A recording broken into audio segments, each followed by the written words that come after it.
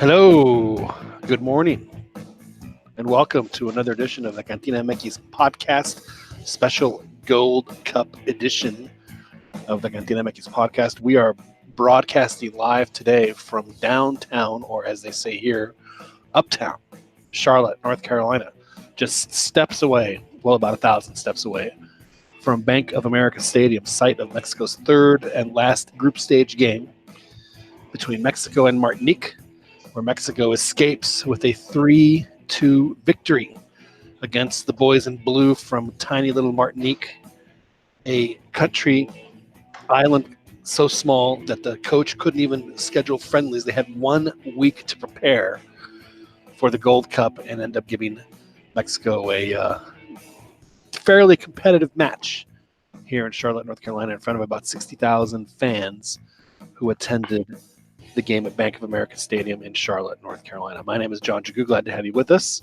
We have a lot of stuff to get to. We only have an hour to do a show tonight, but hopefully we'll get to some audio and some other things. Joining me from California is Joel Aceves from Irvine, California. Joel, how are you, sir? I'm doing good, Yon. Doing good. Lots of questions have arisen from this result. We expected, when we say caminando, for the walk to be smooth. Right. And there was a few bumps in that road. Yeah, I've noticed that we didn't hear from our resident whippersnapper, Mr. Jaime Landeros, who was convinced that Mexico was going to win every game 7-0. So as we all know, that is not the case. It was a 3-2 win for Mexico. They did not start off as well as one would hope today against Martinique. It took them about a good 30 minutes to even generate a chance on goal. They did get one right before halftime. A 1-0 halftime score goal by Uriel Antuna. And then Martinique got a really good free kick goal to equalize things in the second half. And then Raul Jimenez, not 2 minutes later, was able to get him up 2-1.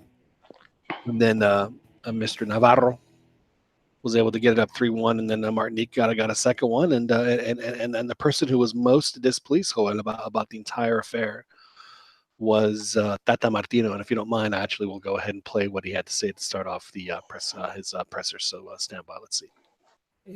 No, evidentemente no estoy contento porque en un partido donde tenemos el 70% de posesión y donde hacemos entre 12 y 15 situaciones de gol, no podemos tener las distracciones que estuvimos en el partido de hoy y concederle al rival 2 goles. Con lo cual, más allá del triunfo, que siempre es satisfactorio, no me genera felicidad. So there you go. Right, the very first question. Tata Martino was like, I'm not happy. I don't like the way that the team. I'm paraphrasing, of course, was kind of sleepwalking in the game. They probably should have done better, and what we talked about, Joel, after that first game against Cuba, where they weren't being cute, they were just doing what they needed to do. They were trying to be cute tonight, and every time, and especially against lesser opponents, when Mexico starts to do that, they run into trouble, and they did again tonight. I mean, you and I have been watching Mexico long enough to know we see the signs, and tonight those signs were very prevalent. Yeah, that was one of the goals against Canada with Araujo trying to do fancy footwork, only to lose it. And yeah, I mean, I'm not. You could do that, but wait till you have at least a 3-goal lead, a 3-4 goal lead, and you're completely dominating the other team. But yeah, it seems team. Not sure if they've been a bit overconfident just because 7 straight wins now, and all of them have had the team scoring 3 goals. Yes. So they're averaging about 4 goals a game in the Tata Martino era, as it has started. Yeah, so I mean, it's a good problem to have. uh, compared to the problems you could have, with broken locker room, injuries and whatnot. This one should be one that I think he could nip in the butt with, just get on the case of players just being overconfident or undermining their opponents. Right. It was actually one of the things I actually got to ask Cesar Montes, and I don't. I wish I could find the audio just because it's kind of hard to dig through it right now. But I did ask him about that. I said, Tata mentioned that distractions were a problem tonight. I said, well, what can y'all do to avoid that? He said we absolutely have to avoid this, is because at this point there's no margin for error at all, because you're now in the knockout stage of the tournament. And he said, but luckily for us, he said a lot of the errors that we committed tonight are things that are very correctable. And he says that is something that we'll, they have a week before their next game. They're not playing again until Saturday, and they actually have a few days off here in Charlotte. So they're going to be training for a couple days in Charlotte before they before they move over to Houston, before their first match there or their quarterfinal match at Reliance Stadium, which I'm assuming will be against Haiti. It could be Costa Rica, but in all likelihood, it's going to be Haiti. And I don't think it could be anybody else. And so Mexico certainly has, as I put it, they have no margin for error. And Tata, I mean, I swear he said the word distraction, at least 50 times in the press conference. So it was very apparent to him, and this is something that we've seen in the past, many times, especially against a team of lower quality. When Mexico, I'm going to say that they're bored, but they think that they're just so much better than everybody else, and they just for whatever reason just are have a lot of low energy in games like this. And then, like we said, they try to get a little too cutesy with some pad, like especially there when it was 3-2, they had a couple of chances to just put the game away to make it 4-1, 5-1, and he even said it's like, I'm not sure what was going on in front of goal, but we had chances and we didn't put them away. And so he was he was satisfied with the win, not satisfied with how the team comported itself, especially there in the second stage of the second half. Just a lot of loose balls. The hustle wasn't there, Joel, that we'd seen in the past. And Mexico was coasting, and they, they still won. It's not like we don't have to play the sirens just yet. But they're probably going to get one more gimme against Haiti, and then it's going to get real, because they'll probably play either Costa Rica or even Canada again. And frankly, Canada is a team that has gotten better at each game of the tournament. And even though they lost to Mexico 3-1, they looked real. I mean, again, I think anybody would look good against. I think you and I, Joel, probably would have scored 4 or 5 against Cuba today. It was rough. It was rough for the Cubans today. Go ahead. Well, for the Cubans, a couple of their players deflected. Right, about 5 of them left. Yeah, they were down to 4 outfield players. And two goalkeepers. I mean, their bench, Joel, looked like. I mean, it looked like 2 a.m. at the bar when everyone, the only ones that are left are the ones that haven't been picked. Yeah, at that point they should just open, open call. They should just allow them to get maybe people from the crowd. Right. Right. Yeah, if you're in seat 10, come on down. Row E, yeah. Honorary Cuban for the day. Okay, we're not, man. But yeah, I mean, you have to imagine what a lot of those players must be feeling, and even thinking maybe I should also leave. Making it on the.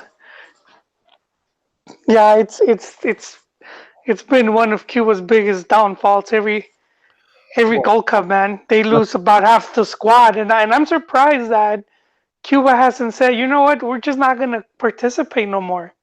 So I think that's kind of cool on their behalf. Right. I mean, this is at least the third one that I know of where they've lose 4 or 5 guys that defect, that leave You, the the compound. And I mean, you, like, go ahead. no, I'm just thinking how you're playing as a kid and you're playing the Cascaritas and you're dreaming of one day playing like in Liga MX or going to Europe or playing a World Cup. But I think if you're Cuban, you're playing Cascarita. You hope you just make the national team to play a Gold Cup, just so you could, just so you could leave to the U.S. That's right. That's right. That's oh man, that's ouch, ouch. Yeah, I wonder what the Cuban team would be like. Uh, if they didn't have so many problems back home and they could concentrate on just the sport. No, I mean I mean, the coach Raul, whose last name has escaped me at the moment, talked about that. He said, we're said, it's not like we're not getting support. He said, I mean, obviously, he's not going to say anything other than the company line. With it being Cuban all, but he's we have players that are now playing abroad. They're going to have a few guys that are going to be playing in Costa Rica now. Got a couple players. A player that's going to be playing in the Premier League. He said it's only going to get better. He said it's just he says we just need we need to to do better in these tournaments so that we can get better moving forward. But I mean, the problem for Cuba is that every time that, like you said, that there's if the Gold Cup's in the U.S., they'll start with 23 players. They'll end up with 16, and I promise you, there'll be a couple more guys that leave before the plane goes back. Yeah, they're gonna get lost on the way to the airport. Right. They're gonna stop at the Denny's and I'm gonna go to the bathroom and that's it. They don't come back. I was at Um, Denny's this morning here when I landed in Charlotte, and I was expecting to see a couple of Cuban players.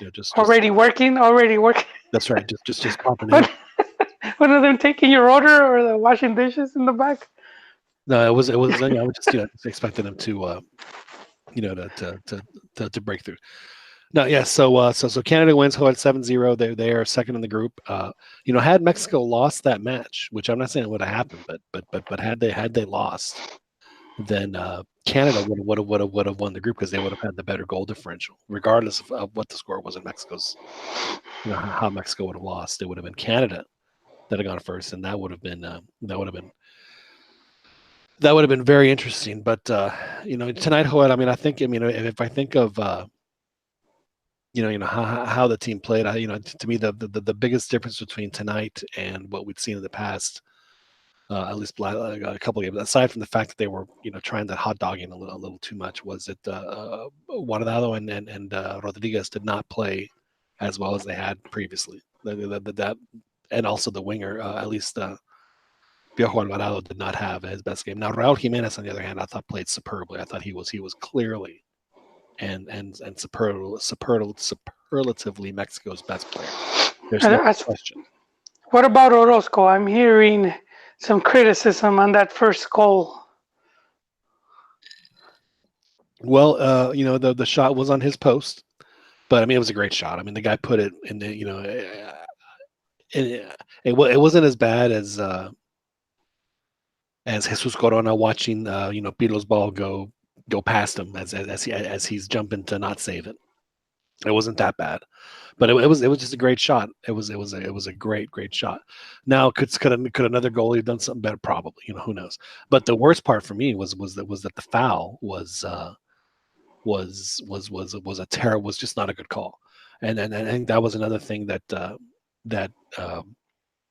Tata? that Tata talked about it at the very end. He said, my big complaint with referees is, and refereeing in this tournament, it says referees are not there to balance things out. It says they are there to lay down the law, to impose justice.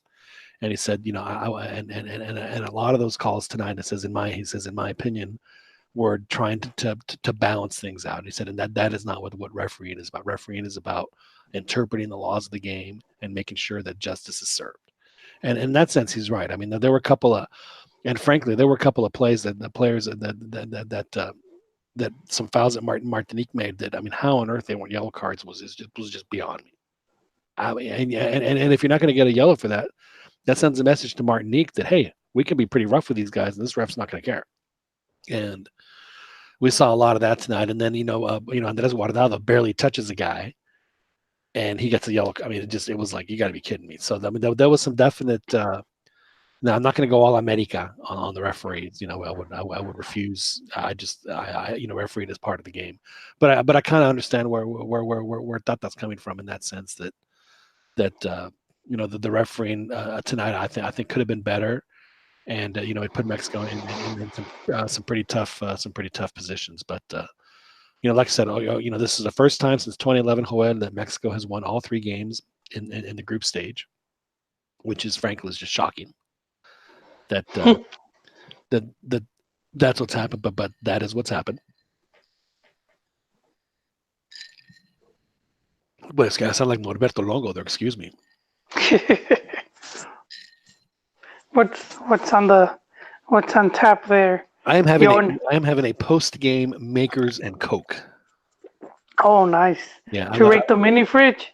No, I went when I came into the hotel. The bar was still open downstairs, and I had the girl make me a single Makers and a pint glass.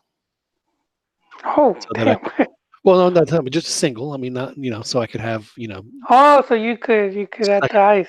drink it a little easier than And you mean a pint of Makers? No. The glass was a pint. She gave me a single. She gave me a single serving, and then Coke. Give me a pint of Makers and a funnel. No, I would pass out if I did something like that. Pass out. Now, Joel, the other thing I want to talk about tonight is Canada, because I came away extremely, and we'll talk about this again later in the week, but I came away extremely impressed with not just, I mean, again, it's hard to judge a team when they play against a team like the way Cuba. It reminded me, Joel, of when Mexico played Haiti in the Preolímpico, and it was just every 30 seconds was a jailbreak. 5-on-1. Of course, Canada was actually scoring these. Mexico could not score when they were doing it. But the coach, and this is I'm going to have to figure this out again. But the coach was really impressive. Canadian coach, huh? Yeah, he's an English gentleman. Who do? Yeah, I haven't kept well with the rest of the games. Who would they be facing? Well, Canada will be facing, in all likelihood, Honduras.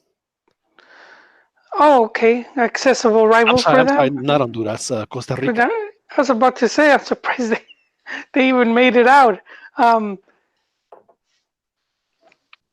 Yeah, because Honduras, Honduras has been eliminated. They are no. Yes, but they lost against one team you've been very bullish about. That's right, Curacao. Curacao finally got not only their first goal in the Gold Cup, but got their first win.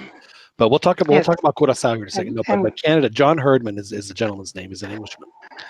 And what impressed me, Joel, was that Canada, and I think more so than maybe not as much Mexico, because I do think that Tata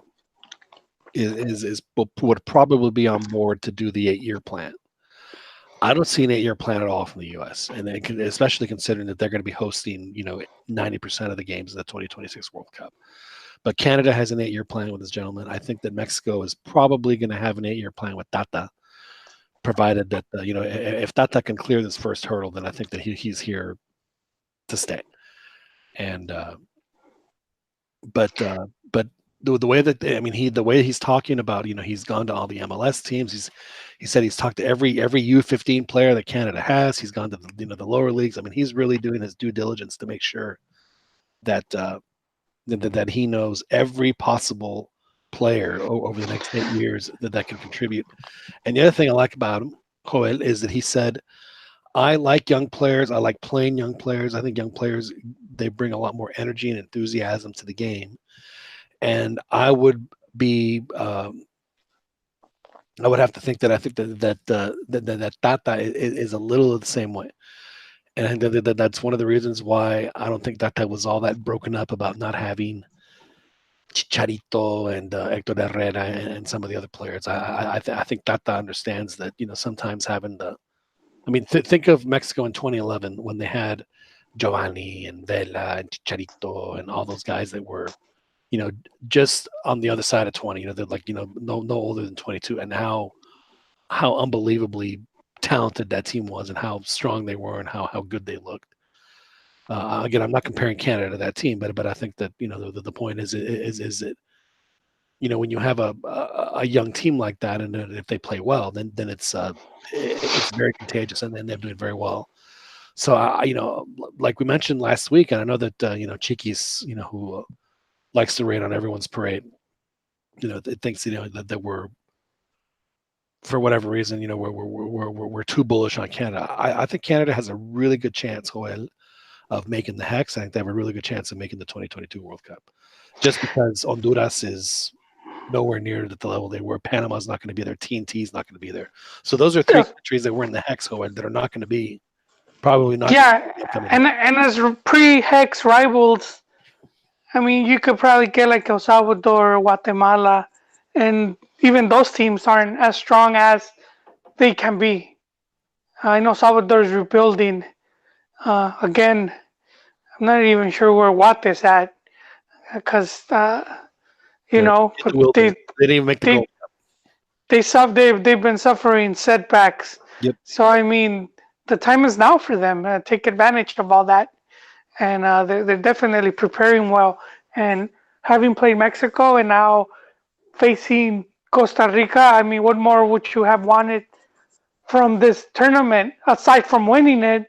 But I mean, to play already two of the three strongest teams from the region, the more dominant ones, is good for just to test their team and see how well they are. Right. So I think they're gonna come out with a lot. Like even if they were to lose, I think they're still benefiting. And I'll tell you, if Mexico makes it to the semifinals and they play Canada again, that's not going to be an easy match at all. It's going to be. I mean, I think it's going to be very difficult. In fact, I would almost say that playing Canada, just because they played them, once before, would be a tougher out than Costa Rica in the semifinal, just because you'd seen them, 2 weeks before. So I do think that is definitely an advantage that Canada would have if they somehow manage to make it to the semifinals, and then Mexico does as well. So like I said, I think that Canada has a really good chance of beyond this tournament, and it looks like they have and this guy the coach John Herdman, he just has he has a really good outlook on the situation, and I think that he doesn't want to be the guy that kind of trashes what his predecessors have done, but it's pretty obvious that he has a completely different mindset and culture with what how where and how Canadian soccer should be and how it should evolve. And I think it's gonna, in the long run, be very beneficial to the Canadians. I think that they're gonna, they've been I'm gonna say a sleeping giant, but they've been a team that should be better in CONCACAF. They haven't made even the Hex. They haven't made the Hex, Joel, since, was it 1998? I mean, it's been a long time.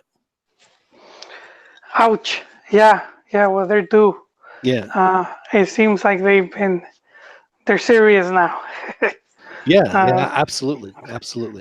So hopefully, I mean, like we've mentioned in the past, it's this region is only going to get stronger, and I think and just in listen, I had the Football Picante crew behind me for the for the match, and it was Jared and Paco de Anda, and sitting behind me in the press box, and they were very impressed with Martinique.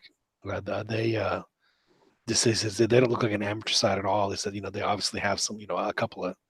Well, Martinique is from France, right? They're a colony, former, or it's a French satellite. I'm not sure if they're still a colony, but there's certainly a francophone country for sure. I can't remember if they're a colony or not, But they Because had a few players that that play abroad. yeah, no, but it's sort of like is it what the Dutch colony? Is it Suriname? Though well, Curacao is a Dutch colony, and Suriname is as well. Ruud But Ruud Gullit was born in Suriname. yeah, exactly. But yeah, Suriname has had some great players come out of that throughout the years, and because sometimes you have former players that go and they retire over there, and it'll be interesting to see if they work as coaches or they set up coaching schools or whatnot. Right. Well, that year that Guadeloupe made the semifinals in the Gold Cup, and people like Rafa Ramos, everyone were expecting Guadeloupe to beat Mexico in the semifinals. A lot of Thierry Henry was born in Guadeloupe. They had a couple of former for 1998 World Cup players on that Guadeloupe. I mean, Guadeloupe was not a they weren't an amateur team by any means. I mean, they were that's why I was so when French Guyana when they played when Malouda played for them and they were disqualified. It's like, CONCACAF, enough. I mean, just get over yourselves. I know he played for France, but he was born in French Guyana. It's let him have his moment with. Not for an official tournament though, John. Sorry, I might have to. Well, Might I mean, have to. why is it that they allowed it before and they don't allow it now? I mean, and besides, French Guyana is not even recognized by FIFA. So, Oh well, then that's yeah. If they're not recognized, but they're recognized yeah, by CONCACAF. Then the way I see it is like you can't have it both ways. yeah, yeah. I guess if there was like protest from the opposing team, then they would, make a bigger deal about it. Right. Well, it was Honduras, and I think they lost. They said something the other night, Joel, about Honduras that shocked me. Honduras hasn't won a Gold Cup game. They've got 10 in a row without winning in the Gold Cup. Honduras. Ah man, I don't know what the hell happened to Honduras, man. They've always had good players, and They have good players now. I mean, seriously. but I mean before they had players that were like in Serie A.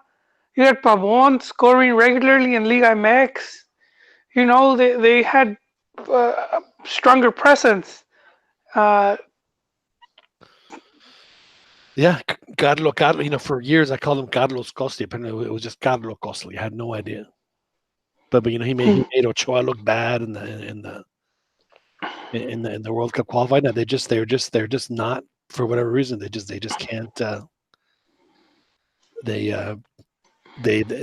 can't get it going, and I don't know if they're gonna. If Canada, for the last couple of World Cup cycles, has had to play Honduras in Honduras to make it to the Hex.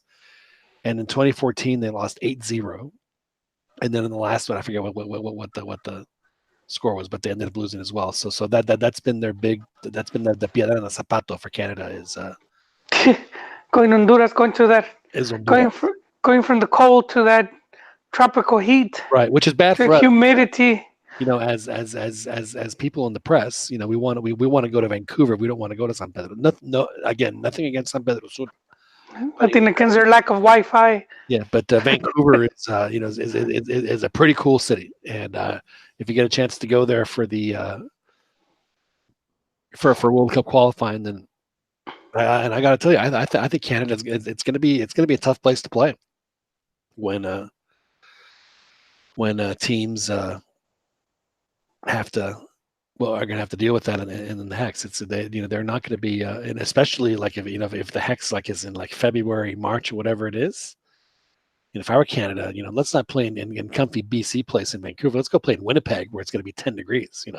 They can certainly ratchet up the home field advantage when it comes to the weather. So they certainly have some possibilities there as well. Joel, so I landed this morning here, and I was able to check into my room a little early. So I was able to. I had to get up I wouldn't tell you how early I had to get up this morning, but it was early. The crack of dawn. Not even the dawn. Dawn happened while I was on the plane. Oh. Yeah, it was early. So I got to the stadium, and it's hot, but it's not Texas hot. It's like in the 80s. But I still, I'm not going to show up at we're in the press box wearing shorts and a t-shirt. I wear long pants and a nice shirt, but I was sweating bullets. I just sweat a lot anyway, and of course I'm carrying a little I'm carrying some extra weight. So they did this thing, Joel, which just made no sense to me. So I had to pick up my credential on the north end of the stadium, but I couldn't enter the stadium unless I had to go. I had to go all the way around. It's like, why couldn't they do it in the same place? So it took me 15 minutes to walk to the stadium, another 10 minutes to walk around the stadium. And of course, by the time I get to the press box, I'm just sopping wet. I mean, I sweat through both my shirts. My pants. I think my chones are still wet from all the sweat. Oh man. It was rough. It was rough. But I will say this, as far as the organization, this has, I think, been either my fifth or my sixth Gold Cup. It has changed so much since, I mean, I was thinking about, even the stadiums they use in the past where it's like a half baseball stadium or, like the team warming up in the outfield. And, Yeah. they're playing on these awful fields and, wherever it is. And like they'd send Mexico to New York and this other place. And it's like, and they have really stepped up. They had in the mix zone tonight. They had at the press conference, and then they had in the mix zone they had like the rights holders, so that those guys could and then the players would have to stop at the rights holders, which I get it. They're the rights holders. They they're paying a lot of money, so they should get a first crack, and the players should have the obligation to stop there, and I'm totally fine with that. And then they had like a group for us, for the quote unquote print media. So that was like, instead of you've been to the mix zone before where there's like 1,000 people, sticking a microphone in Yes. his face. There was like 6 of us. So I was actually able to have some nice conversations with some players. And I don't have the audio with me, but I was able to talk to Cesar Montes and Charlie Rodriguez about what Tata talked to. Like I said, Tata was throwing the word distraction around. Left and right. So I asked them both about it, and they had that, and then they walked over to the other, the TV cameras of the non-rights holders. So it was set up extremely well. And Mexico started doing this thing, Joel, where instead of where you have all the players walk through the mix zone and they all stop and whatever it is, and sometimes they don't want to do it. They're now just sending 5 guys. So these 5 guys are going to be in the mix zone. So these 5 guys, and it works out, and it works so well because. And then they just rotate the guys that way. Not everyone has to do it. Like Andres Guardado's walking by, like, giving guys wet willies and stuff. He's kind of joking around because he didn't have to do the mix zone thing. So, he just walks right through, and everyone understands that he's just going to walk through. And, everyone's good. So the organization of the Gold Cup has improved dramatically. Another thing that I was able to talk to Arch Bell, who works for the website at CONCACAF. He lives in Austin, as a friend of the show.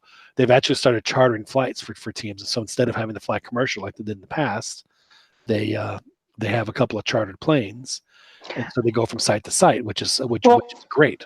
It did cause a problem for Mexico, which probably should have mentioned, where they ended up being stuck.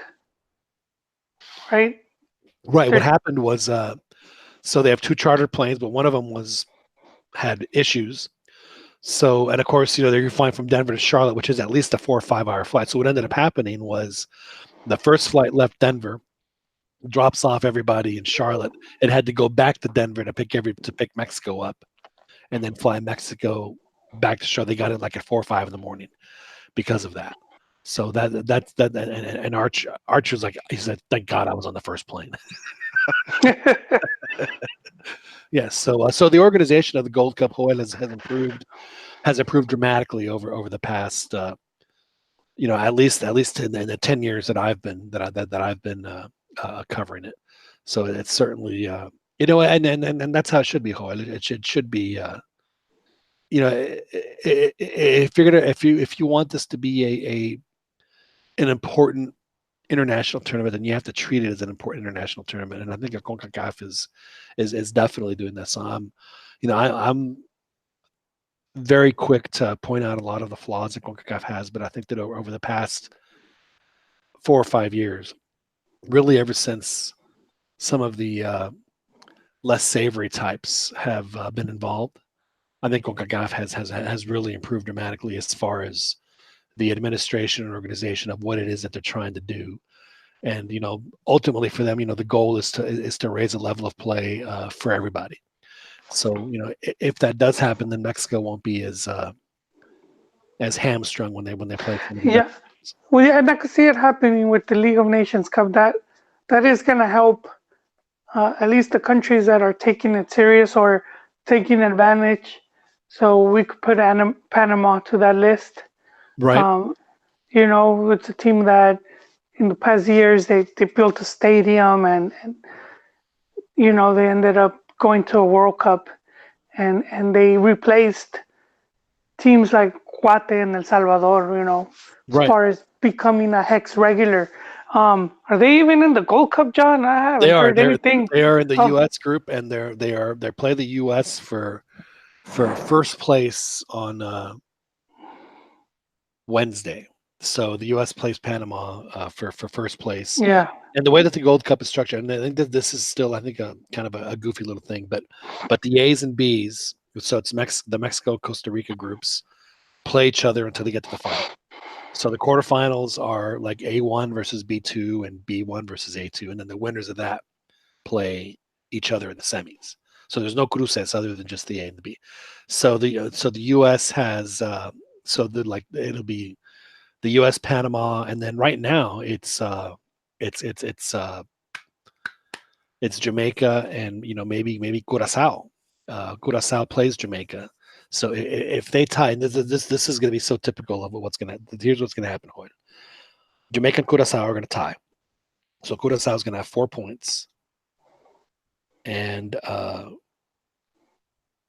they're going to have 4 points, but they're going to be tied with El Salvador, who also has 4. But El Salvador is going to lose to Honduras, so they're going to have a worse goal differential than Curacao, and Curacao is going to end up going through, and they're going to play the U.S. in the quarterfinals, and then Jamaica will play Panama in the other quarterfinal, and Mexico, like I said, will in all likelihood play Haiti, and Costa Rica will in all likelihood play Canada. And frankly, those are right now as it stands probably the 8 strongest teams in CONCACAF. So you would expect that out of those 8 teams, we're going to see the 6 members of the Hex for the upcoming World Cup, which they haven't announced how they're going to do qualifying for that. And I was talking to Arch about that, and the fact that we still don't have a World Cup logo, it's making me wonder what's going on with Qatar 2022, because I have Well, this feeling yeah, it ain't gonna happen. yeah. There's been talk they want to, take it away, and they could just give it to the U.S. It's not gonna be the U.S. because the U.S. has it in 26. It's gonna be either France. You don't think they could be like, we could handle it, Yeah, but I or mean, Germany can handle it, France can handle it, Spain can handle it, England can handle it, because the well, U.S. is England was the big loser of the Qatar one, they which lost is the Russia one. That they were the big losers of the Russia. I wasn't against Qatar. The U.S. lost against Qatar. That's what launched the investigations. But I remember England as well was like, you know, they wanted to launch investigations. Right. Well, they won in 2018, and Russia ended up getting that. But remember, they awarded them on the same day. The 2018 and 2022 were awarded on the same day. Oh, there you go, Yon, with the clarifications. Yeah. Damn. I wouldn't mind if it went to Europe. Not Russia though. Hopefully not, because the way the World Cup's designed is to milk you, man. They will suck you dry of all your shekels, because the way they'll schedule Mexico is they'll put them so far, they'll put all the games so far from each other. You Right. have to fly and have so I went to Germany. I was in Germany '06, and because Germany is not that big of a country, I was still able to catch a train back to wherever I was at, Right. even if it was 2-3 hours. But it was cheaper than keep getting flights and hotels, because hotels on the day of match day, Like $400 or $500 a night. yeah, exactly. If it would have cost you 100, now it's like 500. So that's the thing about the World Cup, man. That's been my turn off, and that's why I didn't care to go to like South Africa and Russia, just because I knew how big those countries are. And I don't like traveling. I can't do it, you know. Right. No, I was yeah, like, I just can't see myself doing and these long frankly, that's the 4 hour problem flights. with the U.S. I mean, if they're going to have the World Cup in the U.S., then they have to kind of, and I think this is a problem with Brazil too. I think Andrea Pirlo talked about this. He said, this World Cup is like there's two World Cups going on. There's a World Cup in the north part of the country where it's super hot, and the games are totally different than what's going on in the south part of the country. Like Mexico themselves, they were stationed in Sao Paulo, which is way in the southern part, and they had, out of the 4 games they played, 3 of them were up in the north, so they'd have to fly 6 hours just to play the game. Yeah, no, 6 hour. It's just terrible, man. I mean, in one of them, So if I'm not mistaken, they actually stayed in Cameroon's or Ghana's compound, so that they wouldn't have to do the travel, so that they wouldn't have to travel again, because it was like, this is ridiculous. yeah, so in a place like England, you could just catch trains or drive, Right. get in a caravan, and then that's it. Just you're in that whatever, or you could just go to some smaller town and try to spend the night there.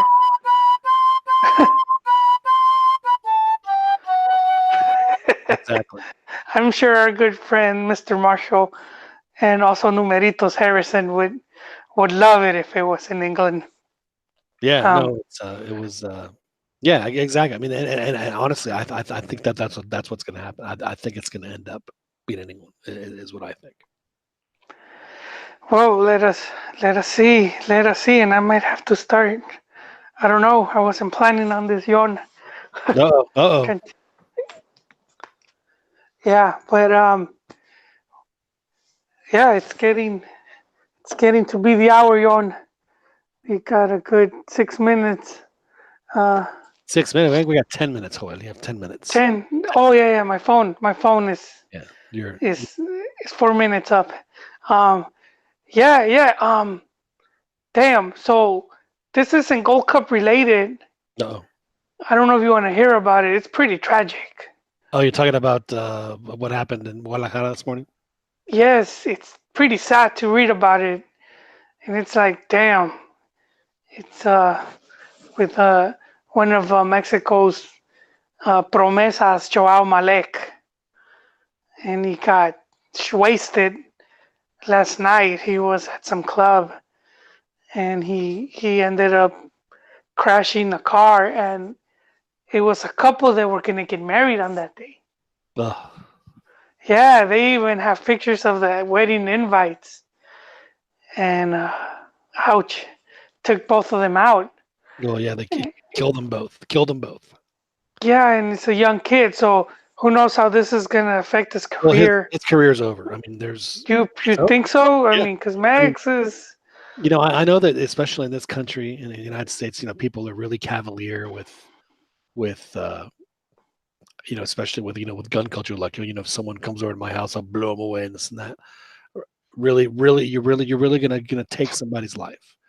Even if you do that defending yourself. I mean, just imagine how how much of that's gonna just weigh on you for the rest of your life, that you took somebody else's life. And then now put yourself in the shoes of a 20-year-old kid who did that, driving under the influence, and how, I mean, just how just how absolutely devastating that, just the whole incident is, and then to have that weigh on him for the rest of his life, that he took 2 people's lives. His career's over. I mean, his career is over. It's over. Ouch. There's Ouch. That's. If he comes back from it, it would be an incredible. But I mean, first of all, he has some legal issues he has to deal with, because he killed people driving drunk. So he's going to have to deal with the law there. And I'm not sure how strict the drunk driving laws are in Mexico, but yeah, it is. You're absolutely right. It's absolutely tragic. And boy, this is one thing that I have never understood about, especially athletes, or people that have money and situation. If you're going to be that wasted, what on earth are you doing driving? What are you doing? What? Call an Uber, Call a service. Don't even drive to the club. Have someone take you to the club. Why put yourself in that situation? I've never understood why people who are of means do that. Yeah, very careless, and young guy, and he was in Europe. I believe he was in Sevilla in one of the lower division teams. Yeah. But I mean, he had good projection, and that's it. That might be all she wrote. So yeah, chances are, what do you say, John? 95% odds that this is it for Mr. Malek. I just don't see how he could come back from that. And again, this is why it's very hard for anybody to when they want to like project out players that are 17, 18, 19 years old that they're going to be this and that. I mean, you just never know. And again, this could happen to anybody. So I'm not saying specifically for this age group, but you just never know how things are going to turn out, which is why it's so hard for me to have any kind of to pin any kind of hopes on some 17 like the kid right now at LA Galaxy. He's having he's a great player now, and hopefully things work out for him. But sometimes things don't work out for 17-year-olds, and they could already peak, or whatever the case may be. And which is why you need 117-year-olds instead of like Freddie Adu. I remember when Freddie Adu was coming out, all these guys talking about how great he is, this and that. And I was just he was like he's gonna change the face of American soccer and all, just going on. And I'm sitting thinking, he's 14. How on earth are you gonna? There's no Yeah, way. There's no way to know that that's even they gonna they happen. ha- they had him film a commercial with Pelé. Yeah, I don't know if you exactly. remember Oh that. yeah. It was as a commercial, like a Sprite, or Seven Up or No, something like a that. diet slice. Oh, it was that. And then they had him at a late night talk show where he took off his T-shirt while balancing the ball in his head and back. But yeah, it was too soon for that, for a kid like that to Well, not just to. that, but the thing is, Joel, is that, if you look at like countries like Brazil or Argentina or even Uruguay, they have like 50 Freddie Adus that don't even make squads. They don't even make the U17 team. Yeah, I mean, and but for a lot of like South American teams, even debuting at 16, and it's you're not really gonna make national news over there, Right. because it's pretty common. Exactly. It's just not that big a deal. And I mean, I even in the 2011 Gold Cup when Freddie Adu was, he played Mexico in that final, and I remember clearly reading the Sports Illustrated that Grant Wall wrote an article. Mexico, kicks US's ass up and down the field, especially they go up. The US goes up 2-0, but after then it was all Mexico. I mean, they could have won 5-6-2 easily. And so his piece was on Freddie Adu's. It was a puff piece on Freddie instead of a major indictment on the fact that the U.S. Had lost in the last two Gold Cups by a combined score of 9-2. Yeah, Arch rival. I'm thinking that to me would be a bigger story. But that's the problem with American media when it comes to soccer, is that they just they so desperately want the men to be good that they so often well, I over think we've seen it more critical now with this, you know, in the final days of Klinsmann, and then with this, what is it, beer halter. I think I've seen. Well, I don't think I've seen, especially because of social media now. So now it allows more people to have a voice, as opposed to before when you just had a few places that would give someone like an editorial, right. Grant Wall being one of them with Sports Illustrated, and you had like USA Today. Like you said, they were all puff pieces, and they were all those feel good stories, and it was pretty much devoid of any actual criticism. But I think I there I go saying think again. No, I've been seeing lately. Well, I mean, at least a few years back, where just there's been a bit more. There's been more criticism, more pushback. Right. And yeah, I mean, case in point, I remember I think before that Before that Gold Cup, they played Spain in a game, and they just got the Spain. This back when Spain had Xavi, and they were just clearly, superiorly the best team on the planet, and they just destroyed the U.S. Just absolutely just wiped them out. And so the story was, well, they probably should, they were like, well, maybe they probably shouldn't have played Spain. It was just like, come on, just admit the fact that they were nowhere near the level of Spain. I know that they'd beaten them in the '09 Confed Cup, which was like one of the luckiest games I'd ever seen. But but you're right though, they have been a little more critical. And even when they would, like, the first time there was a critical piece written, I remember Hercules Gomez was like, thank God, he was so happy about it, because it's like, because he was like, finally they're starting to treat us like a normal sports team, that is, that is not above reproach. He was right. And I feel bad for the U.S. team right now, because they're for whatever reason they have to be compared to the women. Where the women are clearly the best women's team in the on the planet, and they have maybe two teams, maybe three, that could give them any kind of game. Period. Yeah, and compared to like just the amount of resources that are in the U.S., Right. like the amount of teams that you could play in, at least when you're younger, from high school to collegiate and the universities, it's just overall way more women playing, and way more opportunities, and a lot more competitive competitive games to play For sure. overall. I mean, women's soccer in this country is heavily subsidized by your tax dollar, Yeah. which is more than I can say for just about any other country, and that's just the reality, and that's fine. Then it should be. If that's the case, then that should be one of the best teams in the world. But let's not compare it to the men, because the men have so much more competition that it's just not, that there is no comparison. I mean, the men have more competition in their region than the women have in the entire world. I mean, and that's just the That is reality. true. It is true, man. It is true. Yeah, in the region, uh, the the the team that's been giving them the most fight has been Mexico, and that's with a bunch of players from the U.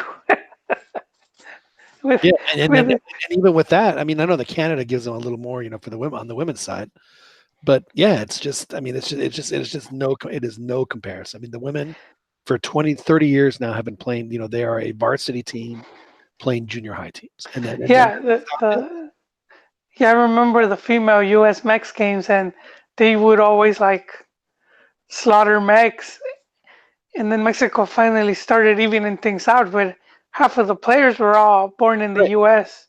right. They all played in college in the U.S. I mean, the U.S. college system is what has given the U.S. women a huge edge. I mean, it's certainly not and then I know that they have their professional league, but it's been getting them to the professional league that has made the difference, because they're a lot more polished, than some of the other teams. But that's going to change. That was another thing that Archer on, that's going to change too. Yeah, So I mean, the U.S. I'm not saying that the U.S. women are not no longer going to be dominant. They're going to be very dominant, but it's no longer going to be them against out of a 24 team tournament where they're clearly superior to 22 teams. They might be, moving forward, maybe clearly superior to like maybe 16 teams. I think that it's going to be much more balanced for them moving forward than it is. Joel, I think it's past your bedtime. I think we need to wrap it up. yes, it is. Yes, it is. So, Max going up against Haiti. Um, predictions, Yon? Well, I think that it will be IT, and they'll be playing in Houston, and I think that that guy is gonna get the message across. If he hasn't already, I think they're gonna be playing it with a little more seriousness, because it is gonna be the knockouts, and I do expect Mexico to make it to the semifinals without any problem, and so they should just coast on through to the semifinals.